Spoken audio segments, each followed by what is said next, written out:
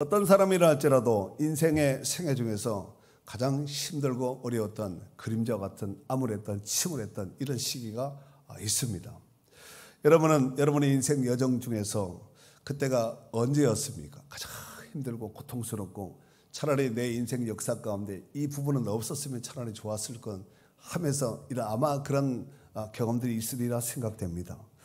오늘 본문에 등장하는 야곱도 그의 일생 중에서 가장 힘들고 암울했던 시기 중에 한 부분이 아니었겠나 싶습니다.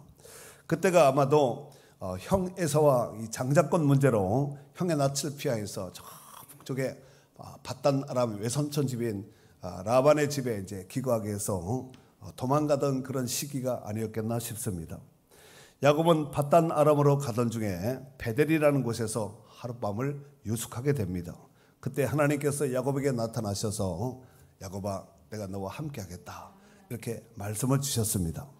야곱은 그 약속을 부여잡고 외삼촌 집에서 약 한 20년 동안 이렇게 기거하면서 살게 되었고 거기서 어마어마한 이제 가족을 이루고 부자가 됩니다. 그리고 아버지 집으로 돌아오는 그 과정 중에서 숫곳과 세겜이라는 곳에서 약 한 10년 정도 이렇게 세월을 보내게 됩니다. 그래서 야곱은 아버지를 떠나 객지 생활을 한 지 약 한 30년 정도 이렇게 객지 생활을 했다 이렇게 볼 수 있습니다. 오늘 본문에 배경이 되는 지역은 세겜입니다. 세겜. 우리가 성경의 역사 가운데서 성경의 이 지명 가운데서 이 세겜이라는 지역은 굉장히 중요한 지역이니까 한번 지도로 한번 볼 필요가 있어서 한번 지도 한번 보여줘 보세요. 지도. 우리가 여기서 이제 중요하게 봐야 될 것이 이제 두 지명입니다. 오늘 본문에 해당되는 세겜, 이 세겜이라는 지역과 그 다음에 이 아래 보면 베델이라는 데가 있습니다. 베델. 오늘 본문은 아까 그 세겜에서 있었던 사건을 지금 보여주고 있는 거예요. 세겜은 일찍부터 상업이 발달된 아주 큰 도시였습니다. 그리고 목초지도 풍성했고 그러면서 양과 우양을 아주 많이 또 키울 수 있는 이런 아주 적합한 이런 도시가 바로 세겜이었습니다. 하지만 또 다른 한편으로는 세겜은 세속적인 타락된 도시였습니다. 야곱과 그의 가족들이 세겜에 머무르고 있을 때 야곱의 딸 디나가 세겜의 추장에게 강간을 당합니다. 야곱의 아들들은 매우 이제 화가 났지요. 그로 인해서 디나가 강간당하는 것에 대해서 보복을 해야 되겠다. 이렇게 이제 야곱의 자녀들이 결심을 하지요. 그래서 이제 당신과 우리 사이에 서로 통혼을 하려면은 당신들은 모든 남자들은 할례를 받아야 됩니다. 우리는 할례 없는 족속, 할례 없는 백성들과 상족을 하지 않기 때문에 그렇습니다. 그래서 좋게 생각했던 이 하몰과 그 세겜이 추장이 누구냐면 세겜입니다. 하몰의 아들 추장 세겜인데 결국은 이제 남자들이 다 이제 할례를 받게 됩니다. 그리고 제 3일째에 시몬과 레이가 칼 차고 들어가서 복수를 하죠. 그래서 세겜에 있는 모든 남자들을 다 쳐서 죽입니다. 야곱은 이 일로 인해서 다른 가나안 족속들이 보복할까 봐 매우 두려워하고 있는 그 시점에 이제 오늘 본문 1절에 한번 읽어줘 보세요. 하나님이 야곱에게 이르시되 일어나 베델로 올라가서 거기 거주하며 내가 내 형 에서의 낯을 피하여 도망하던 때에 내게 나타났던 하나님께 거기서 제단을 쌓으라 하신지라. 아멘. 여러분 야곱이 얼마나 두려웠겠어요. 이 가나안 이 원주민들이 서로 이렇게 결탁이 되어 있는데 세겜의 남자들이 죽었다. 이 야곱이라는 사람이 이방인이 들어와서 남자를 다 죽였다. 이 소식이 만약에 주변에 있는 이웃에게 번져지게 된다면은 이놈은 살려주지 못할 가정이다 하고 완전히 초토화해서 다 죽일 수 있습니다. 고대 시대는 얼마든지 이런 것들이 가능하지 않았습니까? 이런 상황 속에서 야곱이 굉장히 두려워했지요. 이런 만약에 보복을 받게 된다면 가족도 죽고 짐승도 다 죽고 그냥 야곱 자신도 생명을 부지할 수 없는 이런 위급하고 두려운 환경 상황 가운데 처하고 있었을 때 하나님이 다 나타나셔서 오늘 1절에 보니까 하나님께서 야곱에게 말씀을 주셨습니다. 뭐라고 말씀을 하셨냐면은 일어나 베델로 올라가서 거기 거주하며 네가 거주할 것은 여기가 아니라 일어나라는 거예요. 그래서 올라가서 거기 가서 거주하며 내가 내 형 에서의 낯을 피하여 도망하던 때에 내게 나타났던 하나님께 거기서 제단을 쌓아라 그랬습니다. 하나님이 야곱에게 일어나라고 말씀하셨지요. 여러분, 신앙의 안진뱅이들, 누워 있는 자들, 또 더 이상 진일보하지 못하는 이런 신앙도 믿음도 다 일어나야 됩니다. 일어날 정도가 아니라 걷기도 하고 뛰기도 하면서 다시 한번 회복되는 역사가 있기를 바랍니다. 그래서 야곱에게 너 일어나라. 더 이상 낙심하지 말고 두려워하지 말고 그 자리에 주저앉지 말고 일어나 베델로 올라가라. 그리고 거기 올라가서 네가 지난 날에 하나님을 만났고 또 네가 하나님의 음성을 듣고 또 그 음성 뒤에 네가 서원했던 그 서원을 이제는 이행해라. 그 서원을 이행할 때가 되었다 하면서 하나님께서 그 자리에 있지 않고 이제 세겜에서 자리를 옮겨서 베델로 올라갈 것을 하나님이 종명하신 것입니다. 하나님은 세속적인 세겜의 자리에서 떠나서 베델이라는 영적인 자리로 나아가라고 하나님께서 야곱을 지금 막 재촉하고 독려하고 있는 이런 입장 가운데 있는 것입니다. 한편 이 베델은 아까 제가 말씀을 드렸듯이 벳엘, 그 베델입니다. 베트와 엘, 베트는 집이고 엘은 하나님이라는 뜻입니다. 그래서 베델은 하나님의 집이라는 뜻인데 야곱이 하나님의 임재를 경험했던 것으로서 하나님의 집, 지난날 가장 어려울 때 하나님께서 만나주시고 하나님을 만났던 경험이 있고 체험이 있는 장소가 바로 베델입니다. 자, 두 번째로 하나님의 음성을 들었던 이 야곱은 가족들에게 영적 성결을 아주 단호하게 지시합니다. 그 내용이 2절 3절에 기록되어 있는데 한번 읽어줘 보실까요? 야곱이 이에 자기 집안 사람과 자기와 함께한 모든 자에게 이르되 너희 중에 있는 이방 신상들을 버리고 자신을 정결하게 하고 너희들의 의복을 바꾸어 입으라. 우리가 일어나 베델로 올라가자. 내 환난 날에 내게 응답하시며 내가 가는 길에서 나와 함께 하신 하나님께 내가 거기서 제단을 쌓으려 하노라 하매. 아멘. 야곱이 자기 가족들뿐만 아니라 자기와 함께한 모든 가솔들에게 이제 너희들 잡다한 우상 숭배했던 이런 것들을 우상을 다 척결하라고 명령을 합니다. 여러분, 야곱의 집안에서 우상을 섬기는 사람이 있다. 이방 신상이 있었다. 여러분 생각할 때 일반적으로 생각할 때 말이 될까요, 안 될까요? 그런 말이 되는 일들이 오늘 성경 가운데 실질적으로 있었기 때문에 지금 말씀한 것이 아니겠습니까? 아마 야곱도 사실 그 하란도 지금 아버지가 있는 땅이 아니라 저 남의 땅이잖아요. 저 북쪽에 하란 외삼촌이 있던 곳이 아니겠습니까? 그리고 숲곳을 포함한 지금 이 세겜도 사실 아버지가 기거하는 땅이 아니죠.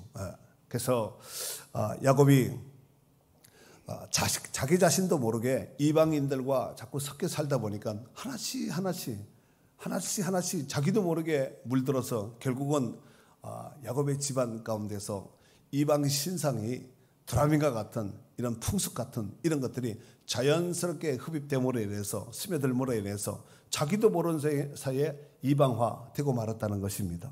하지만 이제는 더 이상 허용이 되지 않는다는 것이에요.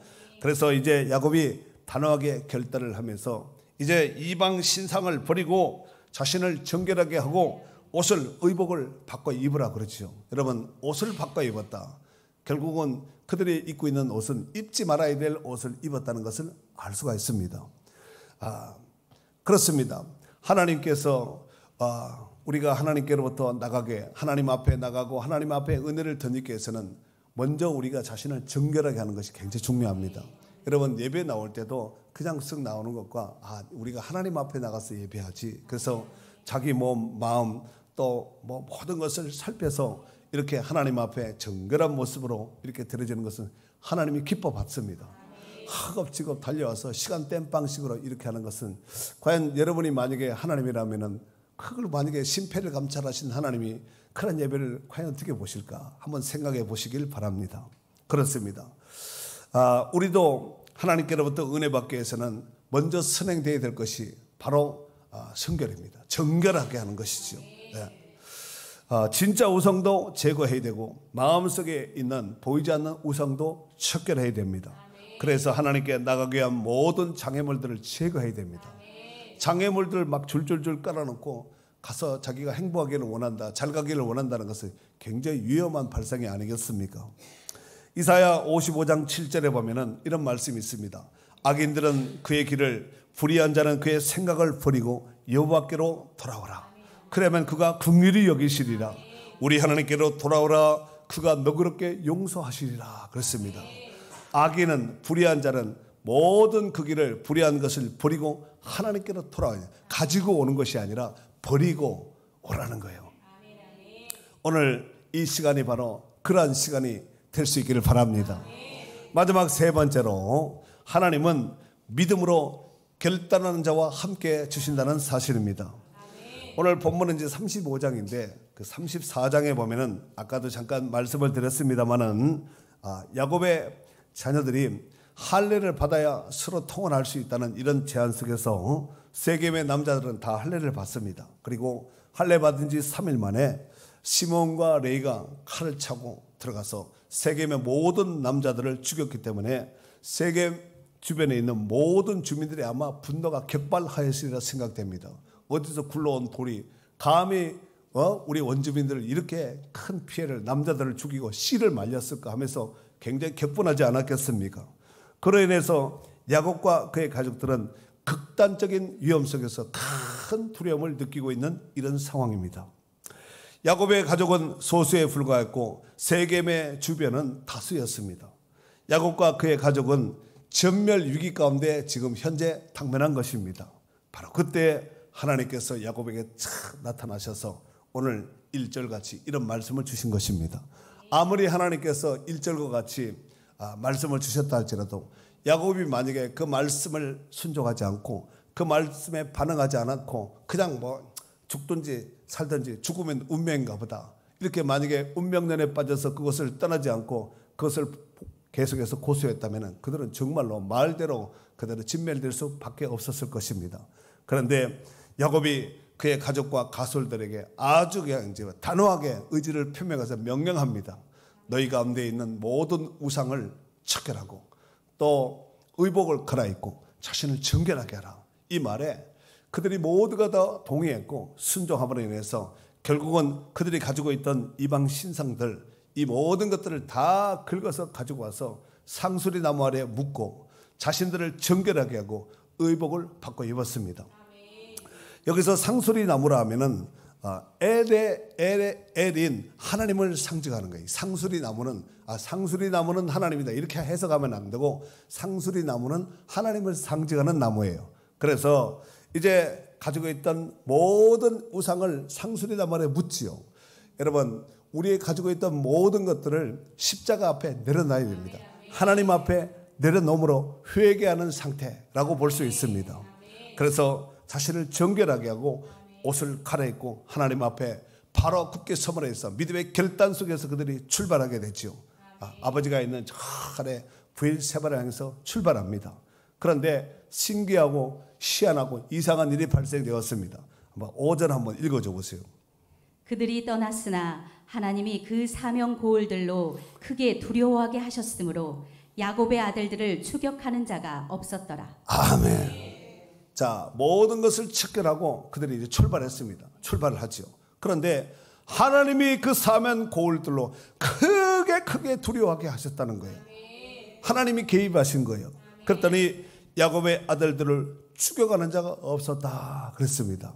여기서 크게 두려워하게 하였으므로 이것이 히타트 YAC라는 히브리 단어를 쓰는데 문법이 동사 칼 미완료형으로 되어 있습니다. 칼 미완료형으로 되어 있는데 이것은 그들의 공포가 미완료형이니까 그냥 한 번으로 끝난 것이 아니라 계속해서 하나님께서 그들에게 두려움을, 겁박을 주신 거예요. 겁박을 주신 거예요. 그리고 이 NIV 성경에 보면은 이렇게 소개를 하고 있죠. The terror of God, 하나님의 테러, 하나님의 공포, 이렇게 해석을 하고 있어요. 그렇게 번역을 해놓고 있습니다. 그런데 이 번역도 제가 보기에는 좀 우리 문화권에서 잘 안 맞는 것 같아서 제가 다시 한번 나름대로 우리 스타일로 한번 번역을 한번 해봤습니다. 요 하나님의 The terror of God, 요거 히타트와의 이것을 하나님이 크게 그들을 이 주변에 있는 그 세겜 주변에 있는 사람들을 크게 두렵게 했다 그랬잖아요. 그래서 추격하는 자가 없었다 그랬죠. 그래서 제가 한번 여러분들이 직접 가슴에 좀 닿도록 한번 재해석을 해봤는데, 이렇게 해석하면은 우리 문화권에서는 좀 잘 가슴에 닿을 것 같아요. 이랬을 것 같아요. 해석하면은 그들을 야곱과 그의 가족들을 건들리기만 해. 아주 다 죽을 줄 알아. 어때요? 건들기만 해. 아주 다 작살 날 줄 알아. 이렇게 아마 제가 혼자 이렇게 해석하면서 웃었어요. 이렇게 해석하는 무식한 목사가, 여러분 이 말이 원래 원색적인 말인 것 같아요. 그죠? 건들기만 해봐. 털끝 하나 건들기만 해봐. 다 죽을 줄 알아. 씨를 말려버릴 거예요. 그 말이에요. 그러니까 더 이상 공격하지 못하게 하는 거죠. 성경 안에 보면은 하나님께서 자연계를 통하여서 하나님께서 대적자들을 막 이렇게 두려움을 주고 공포를 줘서 막 전쟁에서 이스라엘이 이기게 한 이런 사례들이 많거든요. 예? 그렇죠. 오늘 이거 크게 두려웠게 했다는데, 이게 어떻게 두려워했는지 뭐 어떻게 없잖아요. 크게 두렵게 했는데 어떻게 했다는 얘기가 없잖아요. 뭐 번개를 쳤다는, 번개로 몇 사람을 죽였다든가, 뭐 우레를 했다든가, 뭐 지진이 났다든가 없잖아요. 그래서 성경적으로 내가 한번 나름대로 한번 다 너무 많은데 다 찾을 수는 없고 한 3곳 정도 이렇게 한번 살펴봤습니다. 첫 번째로 열왕기하 7장 6절에 보면은 주께서 아람 군대로 병거 소리와 말 소리와 큰 근데 소리를 듣게 했다 그랬습니다. 아람의 군사들이 병거 소리, 말 소리, 큰 군대 소리, 이것을 통하여서 하나님이 아람 병사들이 그냥 혼비 백성 도망하게 했다는 거지. 하나님이 개입하신 거예요. 이사야 29장 6절에 보면은 우레, 지진, 큰 소리, 회리바람, 폭풍, 맹렬한 불꽃, 이런 것들로 그들을 대적자를 징벌했다 그랬습니다. 그 다음에 역대하 14장 14절에 보면은 아사 왕 시대, 남유다 아사 왕 시대 때에 그 위에 있던 아람의 군사가 저기 누구야? 아사를 치게 해서 돌아온 구스 사람 세라가 군사를 얼마나 징집해서 데려오냐면 100만 군사를. 여러분 지금 우리나라 전국이 100만이 안 되는 거 아시죠? 고대 시대는 쪽수 싸움이에요. 숫자 싸움이거든요. 100만 군대가 한번 여러분 모였다. 100만이면 모이면 광역시 아니에요. 100만 군사를 몰고 그냥 일반의 군인들 100만 명을 몰고 이스라엘 쳐들어온 거예요. 그때에 여호와께서 그랄 사면에 모든 성읍을 두렵게 했다 그랬습니다. 그래서 그들이 그 전쟁에서 패하고 도망갔죠. 적은 숫자로 100만 군사를 이겨버린 거예요. 이게 지금 글로 들으니까 이렇게 하지, 이게 만약에 전쟁이 실질적으로 눈앞에 보여요. 여러분 100만이면 눈에 이 끝에서부터 저 끝에 끝도 보이지 않는 숫자다, 이렇게 생각하시면 됩니다. 이렇게 많은 군사를 하나님께서 그 성읍 가운데 두려움을 주므로 해서 아이고 이거 전쟁하면 안 됐구나 하고 혼비박산해서 도망을 가게 했다는 것입니다. 여러분 하나님은 지금도 우리 자신 또 하나님의 백성들, 하나님의 관한 성도들을 방해하는 세력들을 위해서 하나님은 하나님의 공포, The terror of God, 하나님의 테러, 하나님의 공포로 기적적으로 하나님께서 보호하시고 또 우리를 주관하시는 살아계신 하나님이신 줄로 믿습니다. 자, 오늘 본문을 통해서 귀한 교훈을 깨달을 수가 있는데, 그것은 뭐냐면은 세상 방법을 다 내려놓고 하나님의 말씀을 붙잡는 길이 사는 길입니다. 여러분 지금 야곱 입장에서, 여러분 만약에 야곱 입장에서 세겜에 머무르고 있는 사이에서 아버지가 명령한 것도 아니에요. 아버지가 야 너희들 그들에게 할례 받게 한 다음에 3일째 가서 싹쓸이 해라. 아버지가 명령한 것도 아니고 자식들 간에 사바사바 해가지고 자식들이 나름대로 소통을 해서 지금 세겜 사람 남자들을 다 죽인 거예요. 이 사건을, 이 일을 야곱이 지금 후에 지금 알게 됐잖아요. 그러니까 야곱이 얼마나 두려웠겠어요. 크게 두려워했지요. 이 일을 어떻게 하면 될까? 더 이상 이제 숫곳에 또 세겜에 머무를 수 없는 이런 상황 가운데 처하고 있는 이런 상황 속에서 가족들이 짐승들이 많은데 지금 뭐 속전속결 빨리 야밤도주에서 떠나갈 수 있는 이런 상황도 아닙니다. 만약에 그런 눈치가 챘다면 주변에 있는 사람들이 가나안 족속들 뭐 시리 족속 이런 사람들이 있을 거 아니에요. 알고 여러분들이 도망가려고 하는 걸 길 딱 차단해버리고 그냥 몽창 다 싹쓸이 할 수 있거든요. 그런데 이런 상황 가운데 하나님이 나타나셔서 너 일어나라. 낙심하지 말고 그 자리에서 두려워하지 말고 일어나. 지난날 내 형 낯을 피하여 도망하던 때 그때 바로 내가 만나 주었던 그 베델에 올라가서 제단을 쌓아라. 그래서 야곱이 이제 가족들을 모두 다 종용해서 우리가 빨리 떠나가야 된다. 그리고 베델로 올라가는 길이 살 길이다 하면서 가족들과 가솔들을 짐승들을 다 챙겨서 출발했는데 그 하나님께서 그 모든 사명 고을 가운데 크게 두려움을 주므로 인해서 아무도 죽여가는 자가 없었다 하고 5절 하반절에 이렇게 말씀하고 있습니다. 여러분, 지금도 원수마귀는 우리의 삶을 통해서 여러 가지 방법을 통해서 겁박을 주고 위협을 하고 공갈, 협박, 거짓말합니다. 이거 끊어지면 죽는다는 거예요. 이거 하면 넌 끝장났다는 거예요. 이렇게 겁박을 합니다.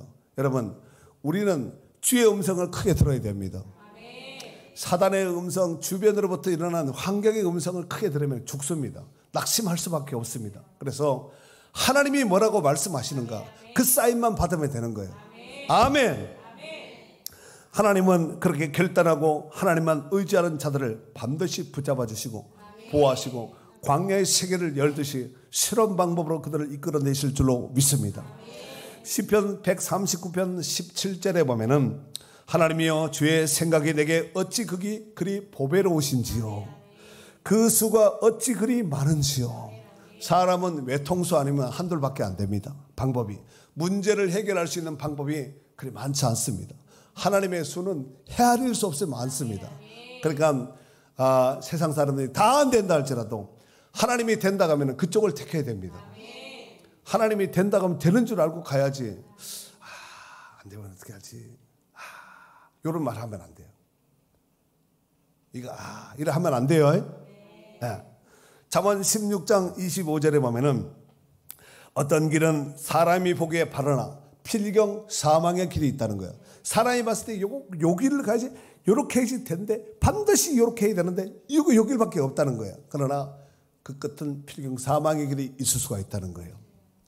잠언 3장 5절 6절에 보면은 너는 마음을 다하여 여호와를 신뢰하고 내 명철을 의지하자. 네 머리 의지하지 말라는 거예요.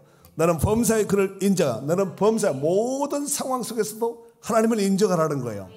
그리하면 내 길을 지도하시리라. 하나님의 수는 우리 같지 않습니다. 단세포가 아니라 하나님의 수는 많습니다.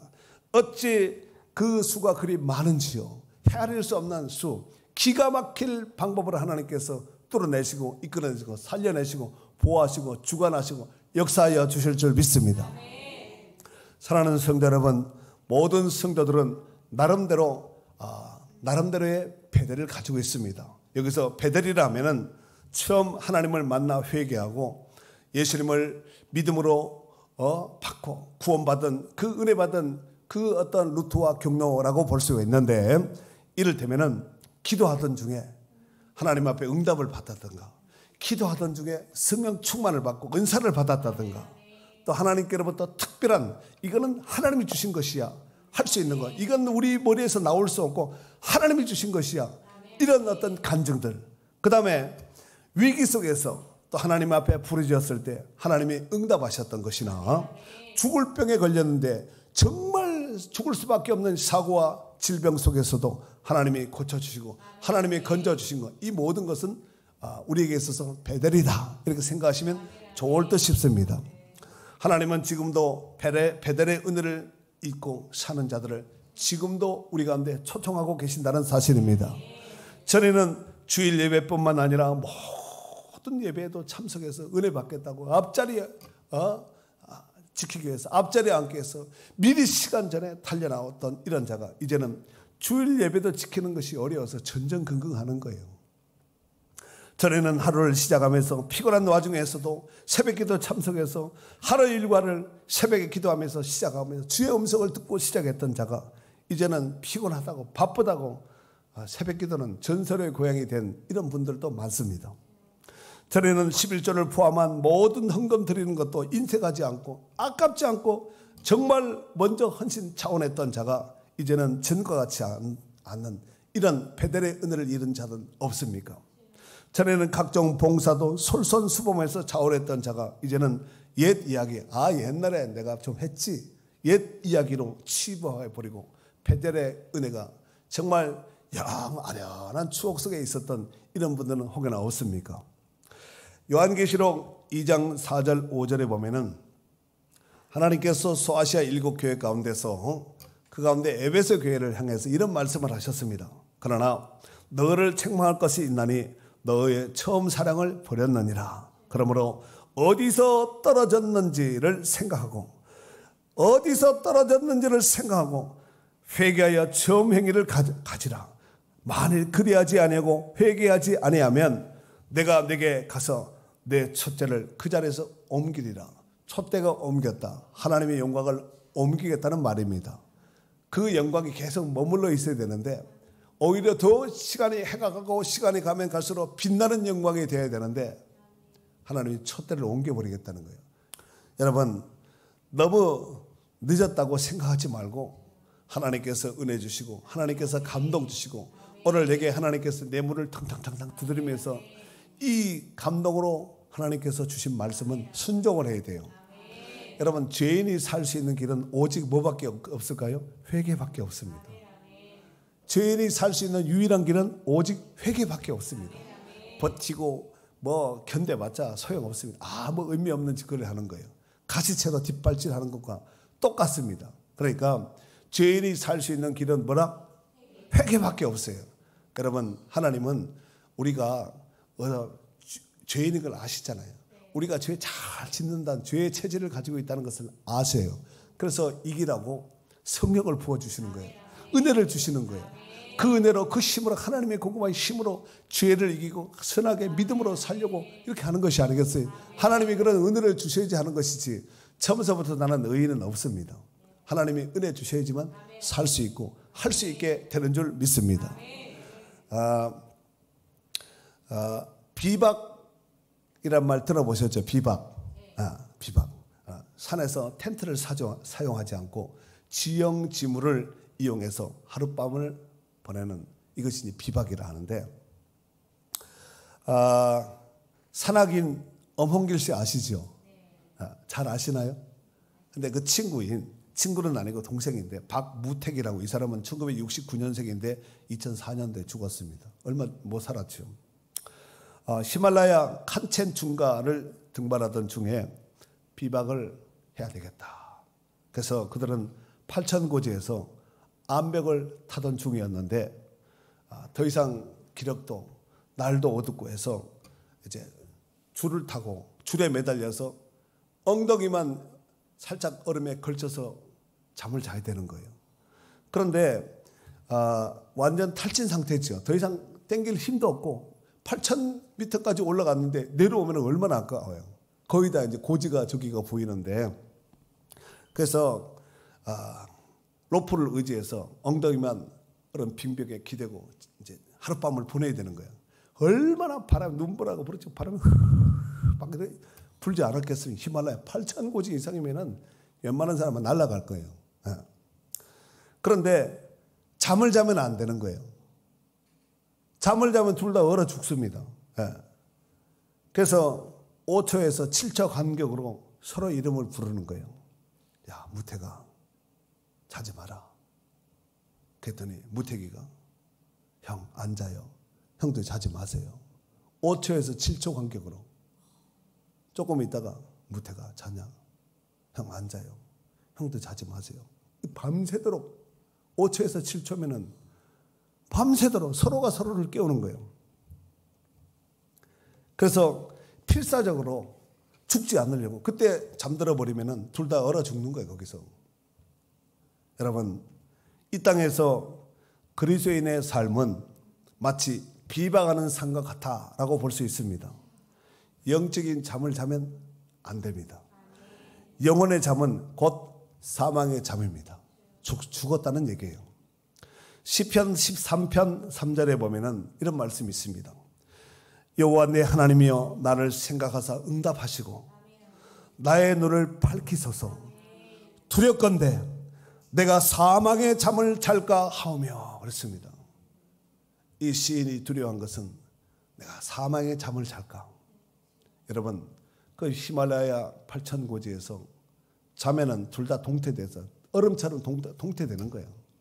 그래서 동태되지 않고 살아남기 위해서 5초에서 7초 간격으로 서로 무태가.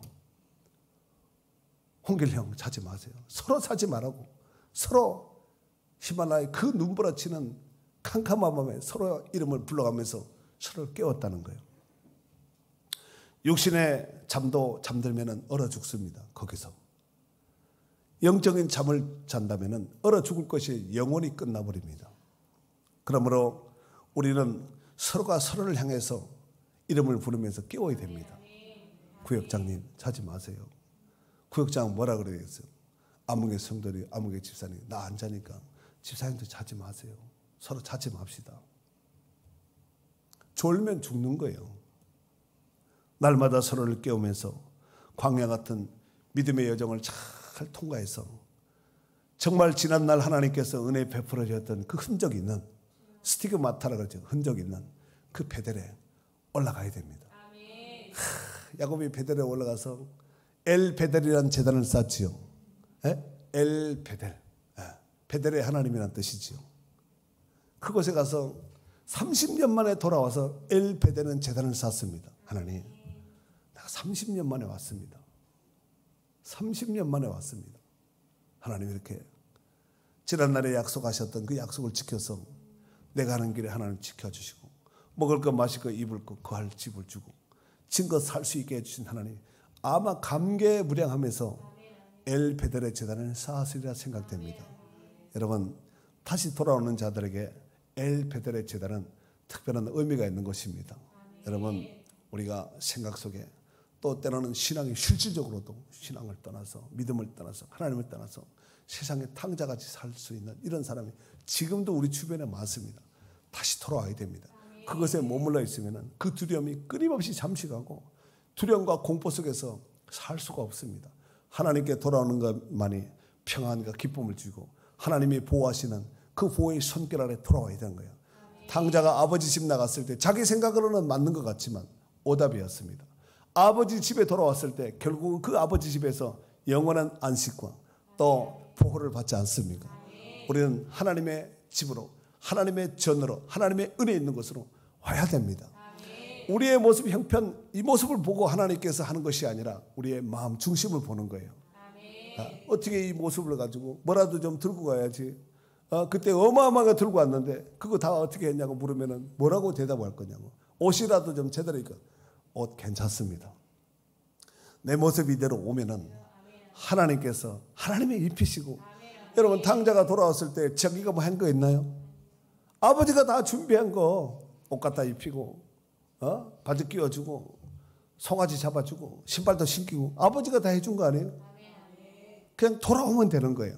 근데 돌아오는 것도 우리의 의지로 돌아올 수 없습니다. 하나님이 감동 주시고 은혜 주시고 바로 그 때가 그 타이밍이라 결정적인 카이로스 때라 이렇게 생각하시면 됩니다. 오늘 다시 한번 엉거지춤했던 누웠던 또 엉뚱하게 곁길로 갔던 이 모든 것들을 레일을 바로잡아서 다시 한번 일어나야 됩니다. 그리고 지난날 하나님께서 은혜 베푸신 그 은혜를 기억하면서 하나님의 은혜 가운데서 다시 한번 이 하반기도 믿음으로 굳게 설 수 있는 기회가 될 수 있기를 주의 이름으로 축원합니다.